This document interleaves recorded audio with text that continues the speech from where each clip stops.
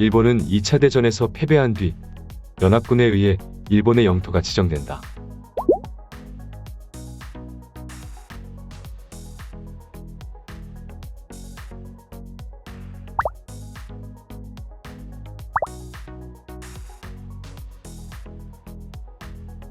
(1945년) 포츠다메담에서 일본 본토를 점령 후 영국, 미국, 소련, 중화민국이 분할 점령할 계획이었으나 점령 전 항복하는 바람에 계획은 무산된다.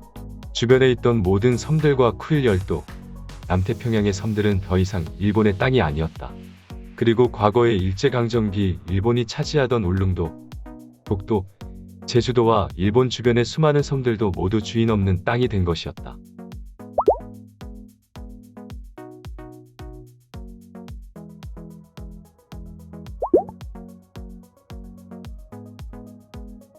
일본도 한국과 같이 미군정이 관리하는 미군정의 시대가 시작되었다.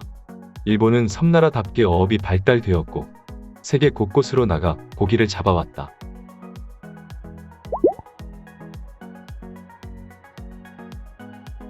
당시에는 배타적 경제 수역 같은 개념이 없어서 바다에서 잡는 것은 잡는 나라의 것이 되었다. 일본이 세계의 어장을 돌며 고기를 잡아가자 미군이 제재에 들어간다. 1947년 2월 메가더 장군은 메가더 라인이라 설정하고 일본의 수역을 지정해 주었다. 그래서 일본은 4개의 섬과 메가더 라인까지가 일본의 구역이었다. 울릉도와 독도는 일본의 구역이 아니었다. 그러나 이것은 임시적인 조치였고 패망 이후 일본의 영토와 바다는 어디까지인지를 정할 전 세계적인 약속이 있어야 했다.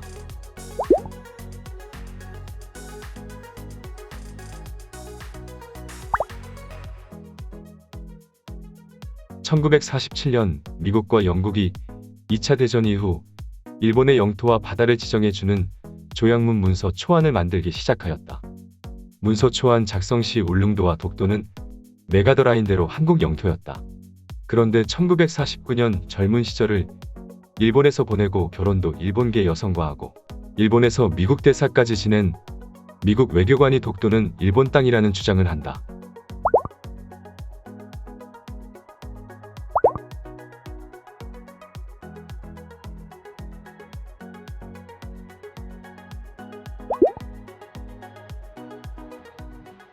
과거 일본의 지도들을 보면 독도는 조선 땅이라고 인식하고 조선 땅으로 기록한 지도가 많았다. 그런 조선 땅이라 생각한 독도에는 강치가 살고 있었다. 많을 때는 3에서 4만 마리까지 살고 있었다. 강치는 가죽도 나오고 지방도 기름으로 사용되며 살은 비료로 사용되었다. 잡으면 다 돈이 되는 생물이었다.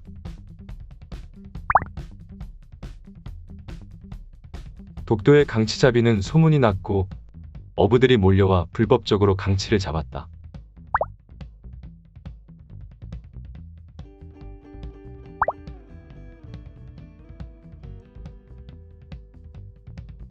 많은 어부들이 독도에서 강치를 잡아가자 한 어부가 합법적으로 강치를 독점하기 위한 계획을 세운다.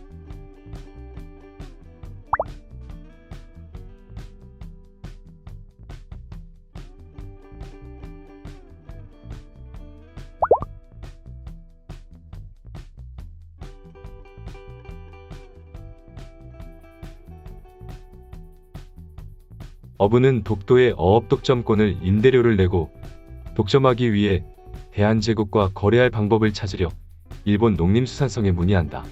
당시 일본은 러시아와 전쟁 중이었고 그 지역은 전쟁에 영향력이 있는 지역이어서 해군 소장에게 의견을 물어보라는 권유를 받는다.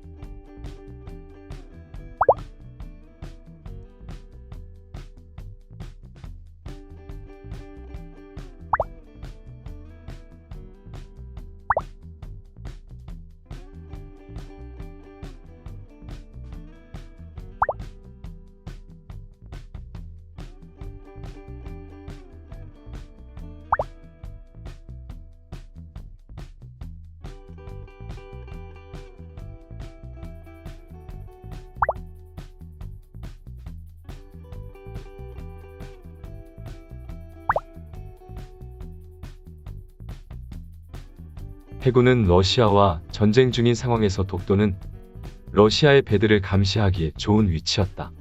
그래서 강제 점령보다 민간의 요구로 주인 없는 섬을 선점했다는 명분을 만들고 문서화하기 위해 어부에게 내무성의 영토 편입을 청원하라는 조언을 했으나 내무성이 청원을 거부한다.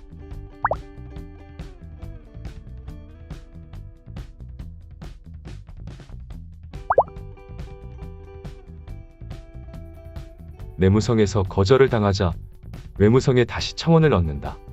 여기에 해군까지 청원을 받아주라는 의견을 더한다. 내무성에서 영토 편입을 반대했지만 나머지는 찬성하는 분위기였다.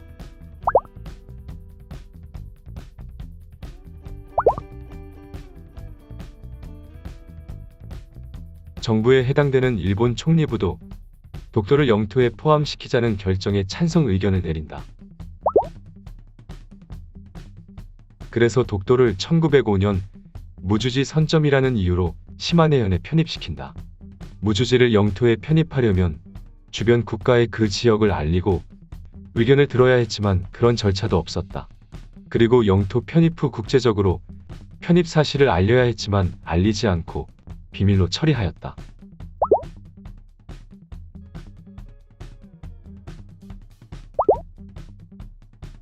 (1905년) 대한제국은 일본에게 나라를 빼앗기기 직전이라 독도에 이런 일이 있는지도 몰랐고 알았어도 항의할 상황이 아니었다. 이런 이유로 일본의 우호적인 외교관으로 인해 샌프란시스코 조약문의 독도가 일본 땅으로 들어가 있었다.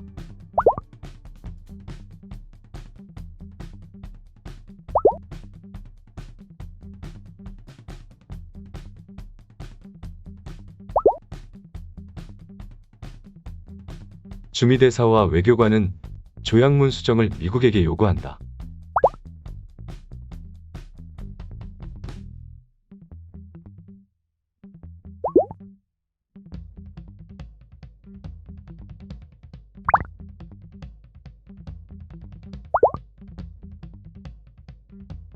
그러나 수정을 요구한 주미대사와 외교관은 어떤 이유에서인지 독도와 이어도의 정확한 위치를 말하지 못했다. 오랜 미국 생활로 인해 국내 지리를 잘 모를 수도 있었다. 그리고 이어도는 물 밖으로 나온 부분이 없어 더 알 수가 없었다.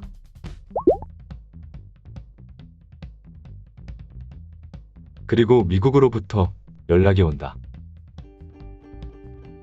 문서의 내용은 독도는 사람이 살지 않았고 1905년부터 일본이 관리했으며 한국 영토로 지정된 적이 없었다.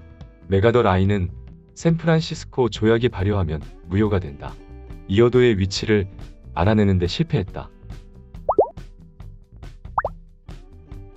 일본은 독도를 가져오기 위해 뒤에서 열심히 로비를 하였고 미국은 조약문 수정안의 독도를 한국 영토로 표시하지 않는다. 하지만 수정안은 다른 나라의 동의가 없는 수정문이었다. 1951년 9월 8일 미국 샌프란시스코에서 강화 조약식이 있었고 여기에 48개국이 초대를 받아 모인다.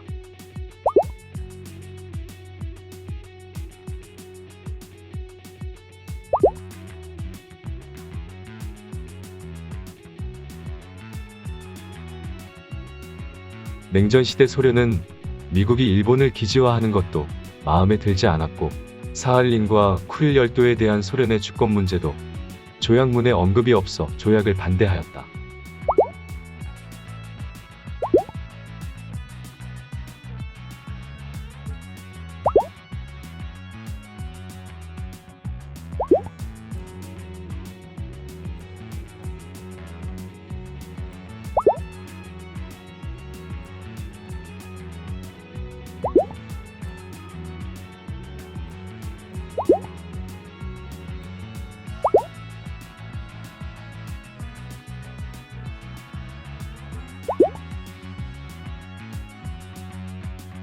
중국 대표로 영국은 중국 공산당을, 미국은 중화인민공화국을 원했다.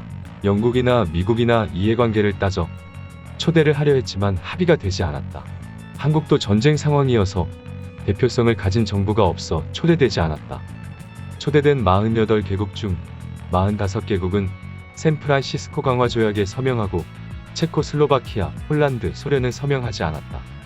조약 이후 일본은 하나의 주권 국가로 인정받는다. 조약에 따라 쿠릴열도와 사할린의 권리는 포기하고 오키나와와 오가사와라는 미국이 신탁 통치를 하기로 한다. 그리고 울릉도와 제주도 거문도에 대한 권리를 포기한다는 내용이 조약에 있었다.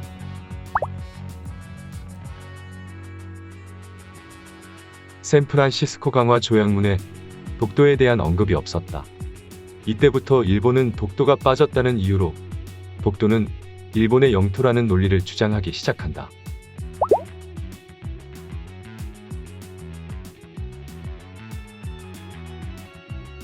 조약은 1951년 9월에 있었고 조약이 적용되는 시점은 1952년 4월이었다.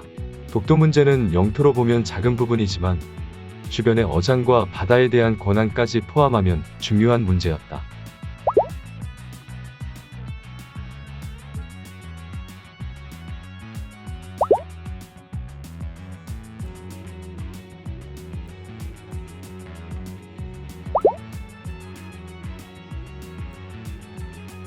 이승만 대통령은 1952년 1월 조약이 적용되기 전에 독도가 포함된 바다의 임의대로 선을 그려 평화선이라는 이름의 이승만 라인을 그린다.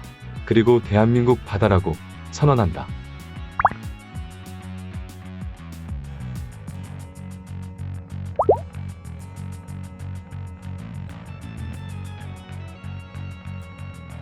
휴전협정 상황 중에도 통일을 주장하며 휴전을 반대하던 이승만 대통령의 막무가내식 결정이었다.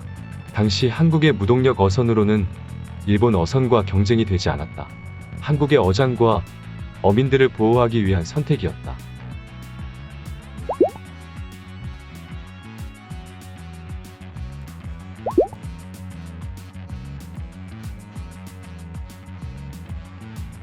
한국과 일본은 공산 진영과 싸우기 위해 모두가 필요했고 한국은 휴전 협정 중이어서 빠른 휴전을 위해 이승만 대통령을 자극할 필요는 없었다. 미국에게 독도는 그냥 작은 섬일 뿐이어서 누가 가져도 상관이 없었다. 그래서 누구 편도 아닌 중립을 지켰다.